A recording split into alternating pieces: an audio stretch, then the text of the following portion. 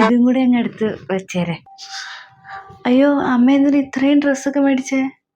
അല്ല മോളെ, സാധാരണ മരുമക്കൾ കല്യാണം കഴിഞ്ഞ് വരുമ്പോൾ ഈ ഭർത്താവിൻ്റെ വീട്ടുകാർ ഇങ്ങനെ വീട്ടിലിടാൻ ഡ്രസ്സൊക്കെ മേടിച്ച് വയ്ക്കും.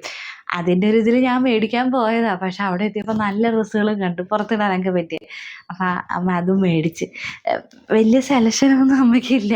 ഇത് നല്ലൊരു അങ്ങനെ ഇപ്പോഴത്തെ പിള്ളേരൊക്കെ ഇടുന്ന ഡ്രസ്സൊന്നും അറിയത്തില്ല അമ്മയ്ക്ക്. പെൺമക്കളില്ലാത്തതുകൊണ്ട് ഇതിനെക്കുറിച്ച് വലിയ ധാരണയില്ല അമ്മയ്ക്ക്.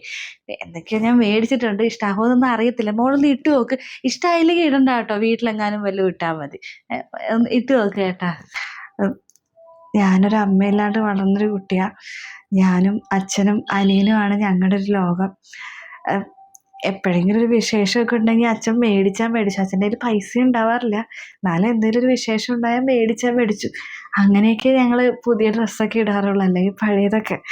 പിന്നെ ഒരു ഡ്രസ്സ് പോയിട്ട് ഒരു ടവല് പോലും എൻ്റെ ബന്ധക്കാരോ ആരും മേടിച്ചു തന്നിട്ടില്ല. അങ്ങനെ ഒരാളായി എനിക്ക് ഇത്രയും ഡ്രസ്സൊക്കെ അമ്മ മേടിച്ചു തരാമെന്നൊക്കെ പറയുമ്പോൾ എന്തോ താങ്ക് യു അമ്മ. അയ്യോ മോളെന്തൊക്കെയാ പറയുന്നത്? മോളിതൊക്കെ ഒന്ന് ഇട്ട് നോക്കുക കേട്ടോ. ഞാനൊന്ന് അടുക്കളയ്ക്ക് ചെല്ലട്ടെ.